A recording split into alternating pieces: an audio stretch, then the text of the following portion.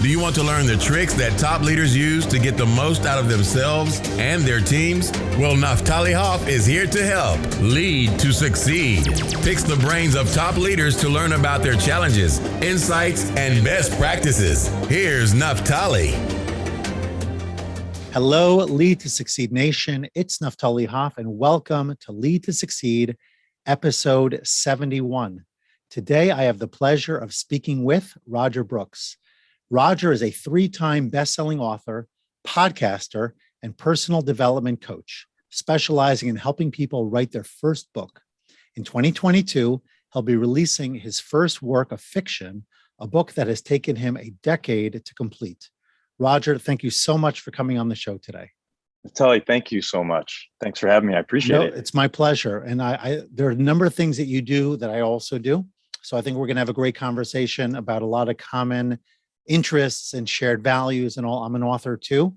Haven't touched fiction yet. I'm all about nonfiction, coaching, productivity, all that good stuff. So I'd love to hear about what brought you into that space. But I'm very curious, because you have a passion for books. It's very clear. You do it yourself. You help other people do it as well. So I'm curious, where does the passion come from for you? And why do you think, I remember, I guess at this point, it was probably about 3 years ago, I went to Chicago for an author's event. There's a local publisher that really sponsored the event. And one of the speakers talked about how you might think that in the digital age that books are sort of passé and old school and all of that. But she was saying perhaps more than ever, was experiencing somewhat of a return, and that even ebooks and whatnot are not nearly the experience of a book. So I'd love to hear all about what it is about books that moves you, that excites you, and how you help other people. Sure. No. So I have to go back to my youth, and I think we all have our talents per se. I was one of those kids that I really enjoyed sports growing up. Had a lot of friends, did a lot of activities. But one thing that stood out for me is that writing seemed to be my greatest talent, if you will. So I wasn't great in math. I wasn't great in science. But writing, it was something that I just was attracted to, and I was able to do. And my, teachers from different levels was able to see that in me. And I had several that encouraged me to continue to write, and even extended to poetry. For some reason, I had this knack for poetry in being able to write poems, and a couple of them went on to, these different high school poetry showcases that won awards. So I knew there was something there. I did not go to school for that afterwards. I just, got into the business world and started doing my business thing, but always had this passion for writing. Deep down. My aunt, who has since passed several years ago, she was a writer, and she was someone who encouraged me from a very young age to write. And I think that played a role as well, just having a family figure, someone who was very well respected in the family, someone who was a writer herself. She encouraged me. And as a matter of fact, my mother found a postcard recently from her to me, stating that to keep up the writing, and she says, I know someday you're going to write a book of fiction. Now, I had never even thought about fiction, especially at that young age, but I just as my business career went on, I wrote articles for trade magazines. As social media started, I began to take part in that. And then in about 2008, I went to a conference, a sales conference from this gentleman, Jeffrey Gitomer, who is a well-known writer for sales folks. And he wrote this book called The Little Red Book of Selling. And he did the sales boot camp. And in the boot camp, there was probably 300 people. There was a very large group.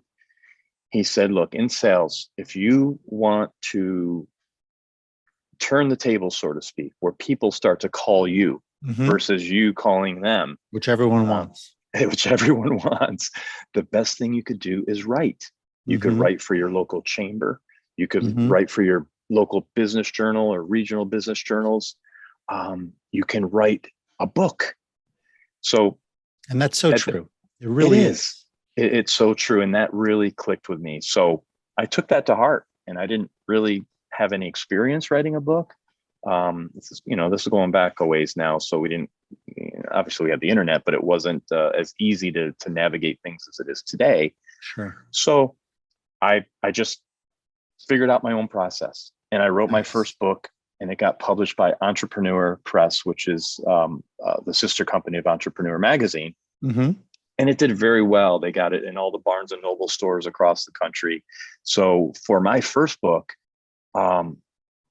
it started out, on a very big high for me, because I didn't know, what to anticipate, what to expect. And then from Really is there, cool. Yeah. yeah. So when people are coming to you to have their books written, I'm just curious, is it more personal memoirs? Is it business hacks and advice? What are people looking to put out there, and why do they, what's their why? Like, for example, for me, my book, which I'm just going to pop up here for a second, Becoming the New Boss, right? Awesome. So it's a book. Congratulations. It's a book. Thank you. It's a book that I developed, as a memoir, in a sense, of my experience as a school leader and what I wanted new leaders to avoid. So here are all the mistakes I made. Don't make the same. It's the book, in effect, I wish I would have had at the beginning of my journey, that would have, short-circuited or shortcut some of the issues, gotten me the experience rapidly without necessarily making all the mistakes along the way. And that became my purpose. I wrote about it in micro segments called blogs, and I constantly put the content out there until I sort of brought it all together. So it was like blogs first, book second.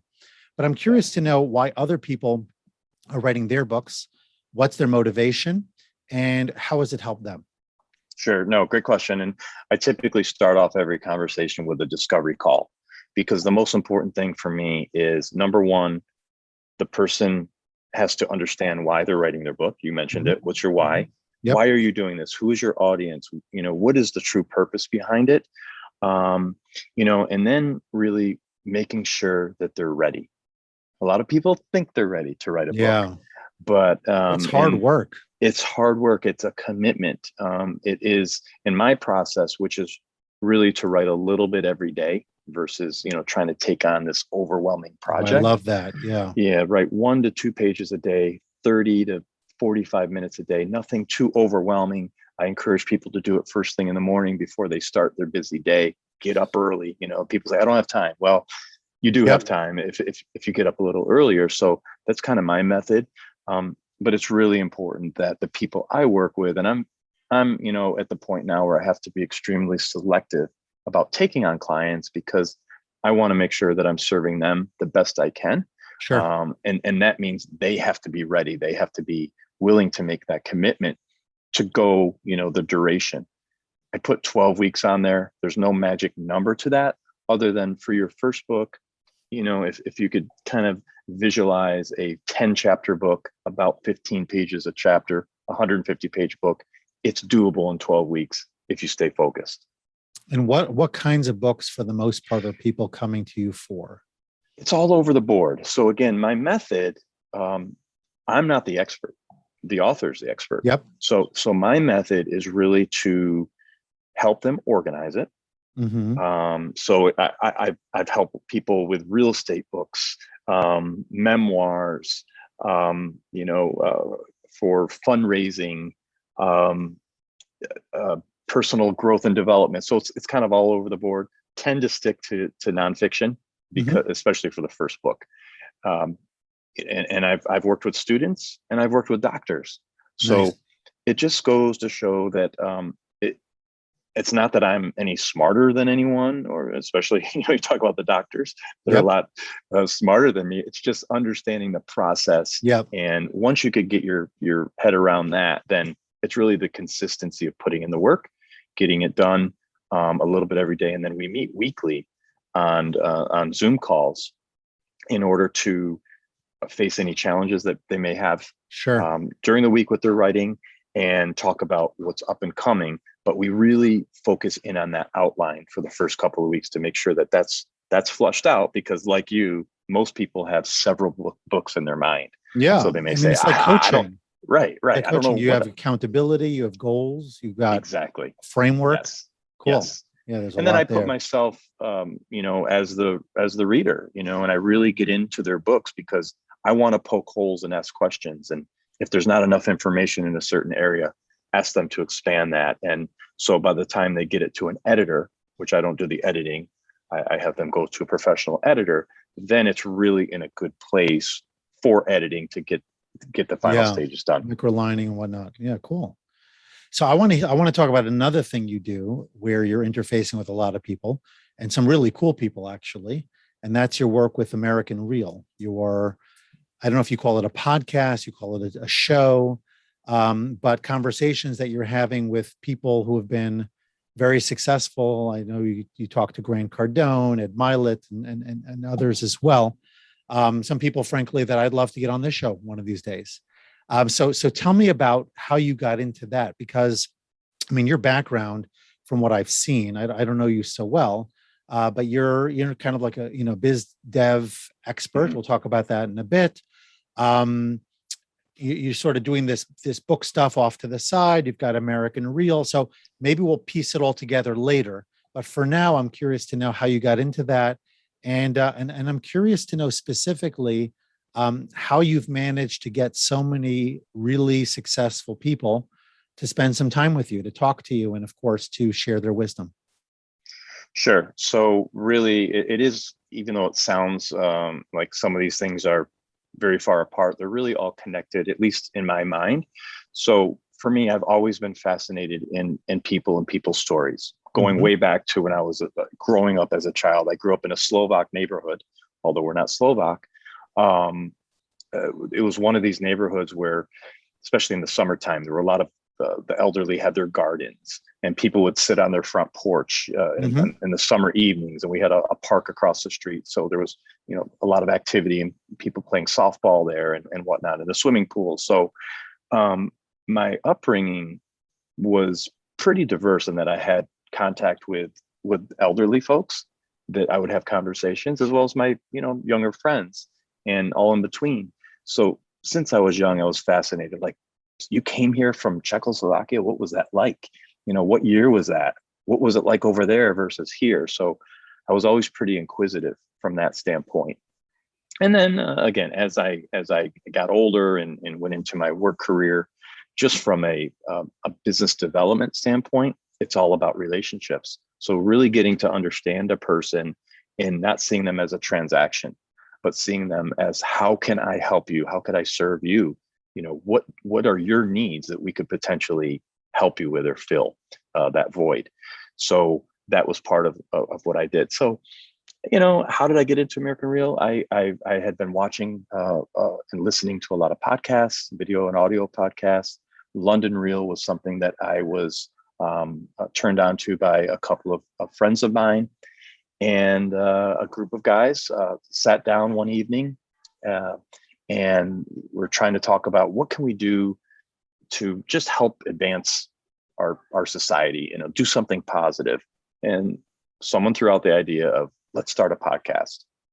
Well, that group of 12 went down to like 3 people, and then I ended up taking on the work itself, and said, I really want to do this. I want to build a show like London Real, and that's what I did. And coincidentally, just as I was getting ready to launch the podcast, within weeks, I had been preparing for it for quite a while, but within weeks of launching it, I received an email from Brian Rose, who's the founder of London Real, and he said that he's going to be launching an 8-week program to help people learn how to become a podcaster. And this is going back about 4 years ago, so it wasn't as popular as it is today. That's a lot. I would say there's a lot more tools today to get up and running easier. So I went all in on this program, this 8-week program, and I studied hard, and I took in all the information, and I launched as American Real because Brian Rose has this offer that if you go through his program, you can use that Real brand and name it what you wish. He didn't want me to name it American Real. He says, I'd prefer that you keep a city, but New York reel was taken where I live in the state of New York. So I asked him, I said, I want to go big with this. And he agreed to it. So that's how it all came to be. I got to interview him in London back in 2017. And that really prospered my podcasting network and career, if you will, to say, okay, this person is doing it on a larger scale.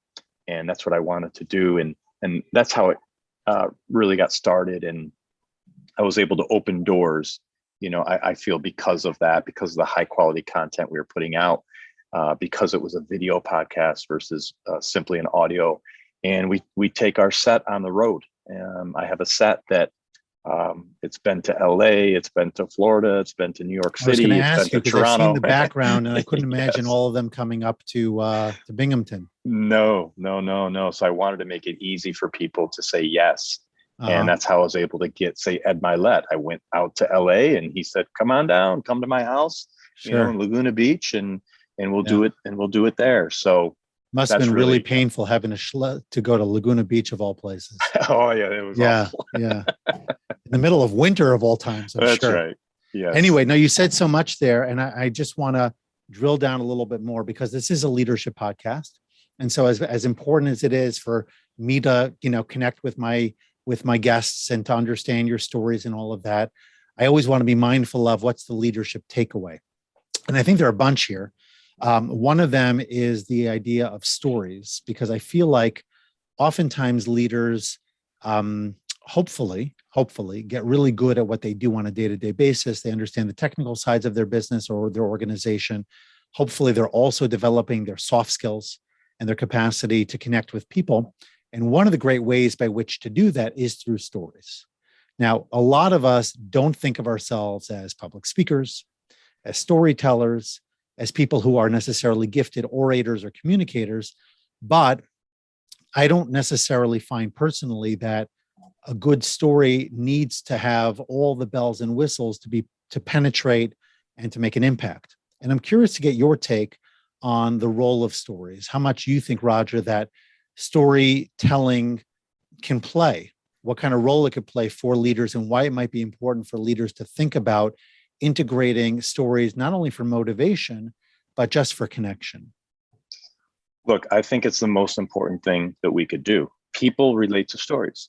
It's just a fact. So if you're going into, whether it's a presentation to a small group or a large group, I mean, we all hear about these things. You have to connect with the audience in some way. And you don't necessarily, it's not something you could study for, but you have to practice it, right? So just doing this podcast is good for me because I'm aware of my words.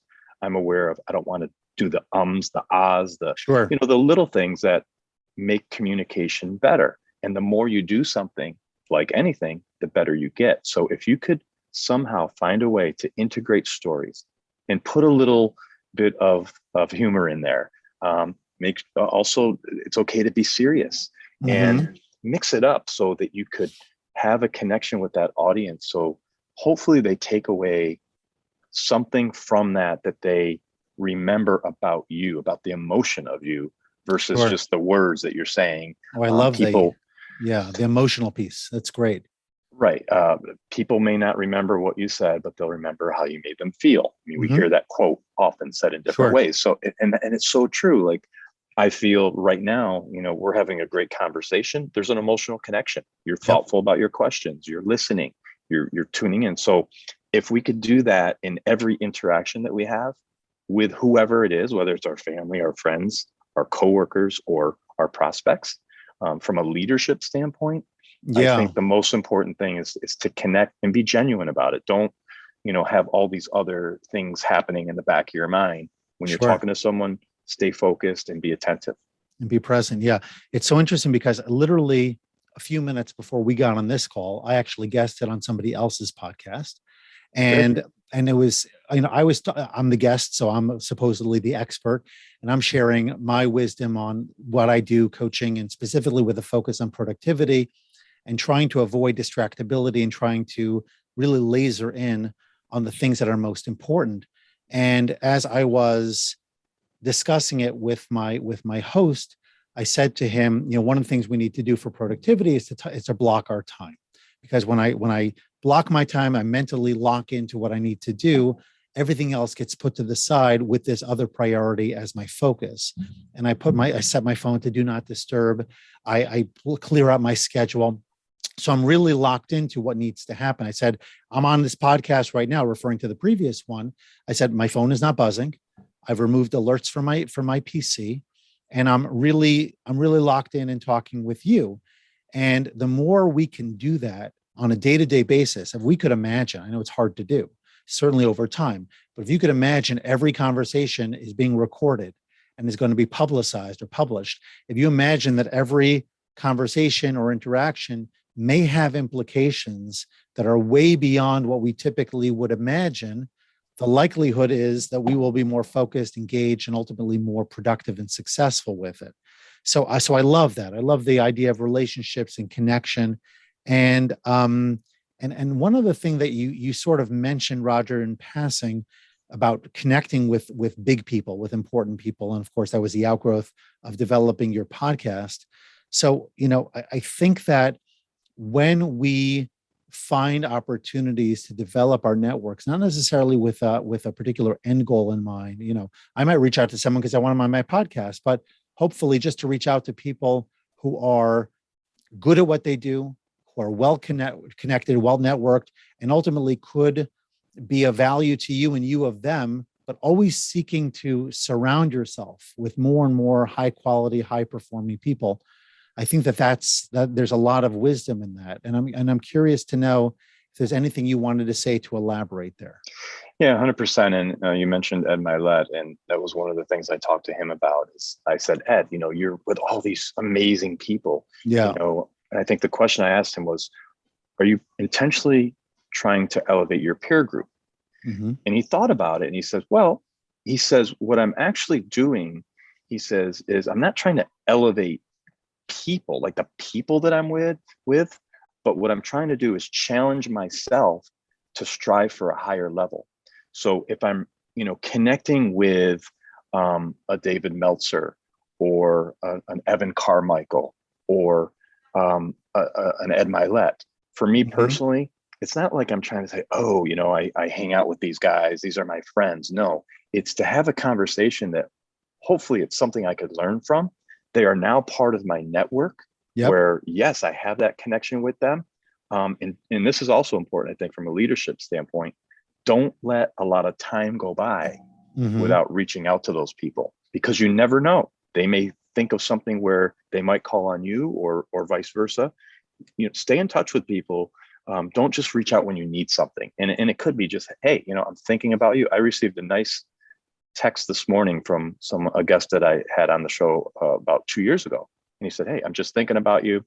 Don't need anything. Just wanted to say hello. Those types of texts, those type of emails, I think go a long way. So we can't forget about that as well. Sure. So let's bring it down again, so to speak, to the day-to-day work. I don't want to say to the masses, because everyone who's listening on the show is special and super creative and productive in their own ways. But not everybody is necessarily looking to connect with what we might call A-level guests. They're not having those kinds of conversations. They're running their businesses. You obviously have a business that you run as well. Business development is a key part of what you do, and relationships are the core in many ways of successful business development. So what would you tell regular folks, so to speak, who are just looking to expand their networks and develop more meaningful relationships? I had Ivan Meisner on my podcast some time back from BNI, and he had some really great tools and tips about how to utilize networking environments. Not everybody loves a networking environment in a COVID world where we're more virtual than ever before. It's not as easy, to have that type of situation where you have so many people at your disposal. What would you tell people who are trying to get their work done, but can be doing on a regular basis to be nurturing relationships that creates the possibility for future connections and maybe business opportunity down the road? Yeah, it's really something you talked about earlier. And I learned this from David Meltzer. It's called filling the white space of your calendar. So none of us are booked, solid typically, from 8 a.m. to 6 p.m. There's always some time in between. So to your point earlier, absolutely fill space on your calendar for a couple of things. Number one, to reach out to existing clients. So similar to what we just talked about with the podcasting, people that have been on the podcast or an existing client. Don't let too much time go on before you reach out to them, because in a conversation, if you're top of mind and they say, hey, I meant to call you. I have this friend or another, client that could use your services. So, and that shouldn't be the reason you reach out, but those types of things happen when you do reach out. Sure. So definitely set aside time to reach out to existing clients. And then for prospecting and networking, for me, I can't say enough for myself and the teams that I work with, that it is so important to be out there, to be, and whether it's virtual or in person. People forget so easily. And not only do they forget average folks, they forget celebrities. Like if you haven't heard from a celebrity in a while, it's like, oh, or a musician, where have they been for the last 2 years? Sure. We easily forget. So we have to stay top of mind. And there's all kinds of tools to be able to do that. But I think the most important thing is to set time aside in your calendar, to be intentional about it, and, to attend the events, to make the phone calls, to get warm introductions wherever you can. Yep. If you're part of a business within your area, really try to connect with your chamber to see if they could help make some warm introductions to people that you might want to connect with. It doesn't always have to be a cold call. Right. Look at LinkedIn, look at who the network is, and see if you know someone that knows that person. So it's putting in the work. Nothing in life I found, at least to date, and I'll be 52 soon, comes easy. We Sure. have to put in the work, but we have to keep challenging ourselves to get better at what we do and to take on more. Yeah, I that's love one it. thing that I'm really big on. Okay, so I'm doing a podcast. I'm writing books. I'm helping people write books. People call with new opportunities. I continue to take on more because I want that challenge of being pushed, because we're capable of so much. Yeah. Stop watching TV. Stop wasting time on this. Definitely spend time with your family. Sure. But there's other things that we're doing in our day that are somewhat unnecessary. Of course, we need downtime. We need unwind time and all that. But for the most part, we as humans can really elevate ourselves daily to do better today than we did yesterday, weekly, Sure. to do better this week than I did last week, monthly, yearly. It goes on and on and on. So really take that to heart. It's so interesting because actually one of the things I work with my clients on a lot, Roger, is scaling through things like delegation, like the ability to leverage your knowledge, your wisdom, empower other people, and then have others work on the things that you don't necessarily need to be doing. In fact, in many cases, you should not be doing. So I would imagine that plugs into your system as well, because as you are becoming more efficient at guiding people's book writing processes or whatever those items are, you could then potentially at least bring people underneath you to guide them in more the day-to-day while you are prospecting, while you're working on the business, while you're leveraging your abilities and your connections for higher visible, for high visible guests that'll ultimately draw more attention.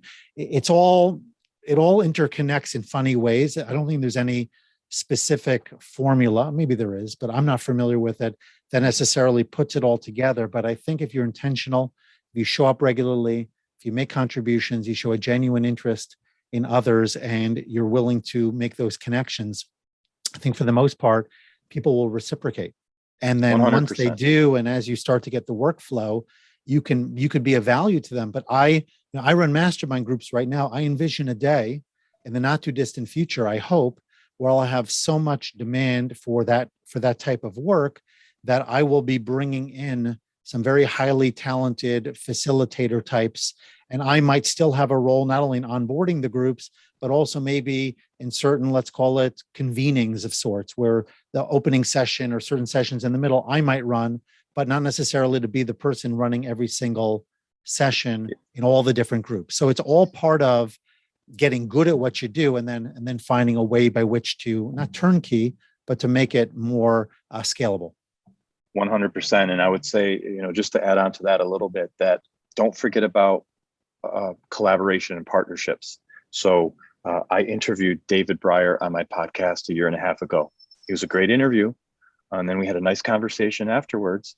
And today we're business partners on a venture. So it's his masterclass, but myself and my team, we have the tools to make a program like that run, efficiently, so he could focus on it. He didn't have those tools. So don't be afraid to look at some of your contacts for potential partnerships where you never know where that will lead. David and I are now going into our fourth masterclass program together. Again, he runs it, but to your point about delegation, I have folks that handle all the onboarding, the sales calls, all that is done. And think about this: you're giving people an opportunity when you delegate, opportunity to grow, opportunity for them to make some additional money, or it might be their livelihood. Sure. We employ people in Thailand. I love that. The fact that we're sending our hard-earned dollars to Thailand so someone could eat that week or buy their child a gift. There's no greater joy than that. So I think we have to think about that kind of thing as we're making these decisions. That's really cool. And what a great way to segue into what I call the rapid fire segment. In this case, Roger, the prompts could expand into a very lengthy conversation, but we have to keep it nice and tight. And I'm going to begin by asking you for a quote that you live by or refer to often. Yes. So I love this quote. It actually came from someone I interviewed who happened to be a Catholic priest.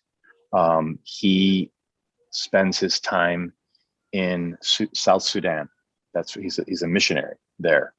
And he said this, and I just love this quote. This was about 3.5 years ago. That's from Martin Luther King Jr.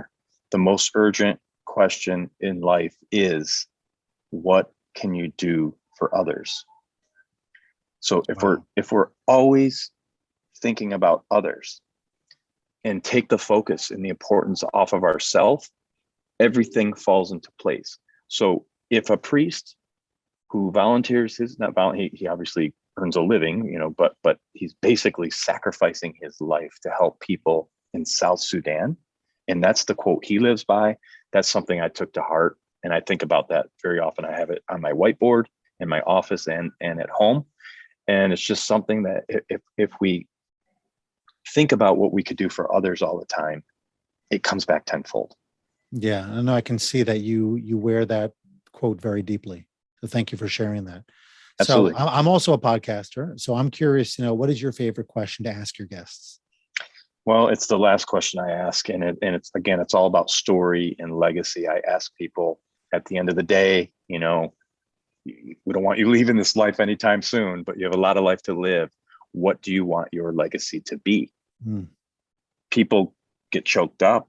They get caught off guard, or they'll spit it right out because they're thinking about it.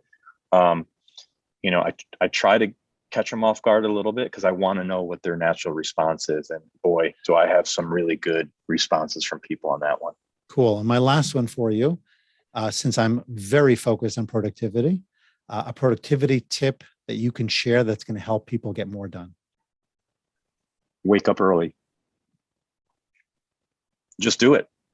4:30, 5 o'clock. I mean, do not go past 5 o'clock. That's my motto. You may have to go to bed earlier. Yeah. Wake up early. You could get more done between 4 and 8. I can anyway. I've been doing a while than sometimes the whole day. Wake up early. Sounds like the old Army commercials. What was that? We get more done before 6 a.m. than most people do all day. All day. Exactly. All right. So with that, Roger, I'm going to ask you, please, to tell everyone who's listening, entire Lead to Succeed Nation, how they can get more of what it is that you offer, learn more about you, connect with you, and of course, benefit from your wisdom and your connections. I appreciate it. I'm very active on LinkedIn. So I think LinkedIn is the best place to reach me, Roger Brooks on LinkedIn. We do have a website for American Real. It's americanreal.tv. You could reach me at my email, Roger. REAL, correct? Yes. Okay. Yes. Roger at americanreal.tv, REAL. And Beautiful. Thank you so much for having me. No, my pleasure. And so, but I'm not going to let you go yet. Okay. You have to share one final life lesson, please. I'm not going to ask you for your legacy, although you can talk about legacy if you want. One lesson that's going to really close our session with the greatest impact. I would say, man, you see, you caught me off guard, which is good. This is what I do to people. Be honest. I think wherever your interaction is, work, home, friends, doesn't matter. Life lesson, you cannot beat honesty, even if the truth hurts, even if you have to say no sometimes. Just be honest with people. They'll respect you more. It took me a lot longer in life to learn that for myself. You know, we all hear about the white lies because we're trying to protect ourselves or others. It's better to be straightforward. It's better to be honest. That's the life lesson that I would leave. Beautiful. And people can tell. At the end of the day, people know. Somehow we have a sense. Anyway, Yes. Roger, I'm sure we could talk for much longer. There's been so much that I've gained, and I know that everyone listening is going to really take to heart the strategies, the tips, but most importantly, the purpose, the mission, and the genuine interest you have in people's success from this episode. Thank you so much for joining me today. I look forward to sharing it soon, and you should have much continued success in all you do. Thank you, and best of luck to you. And I'm so happy that we connected. Likewise. Bye-bye now. Take care. Thanks so much for listening to this episode and for investing in yourself so that you can lead to succeed. Before you go, don't forget to subscribe, rate, and review the show. Your feedback gives the show more social proof and encourages more folks to listen.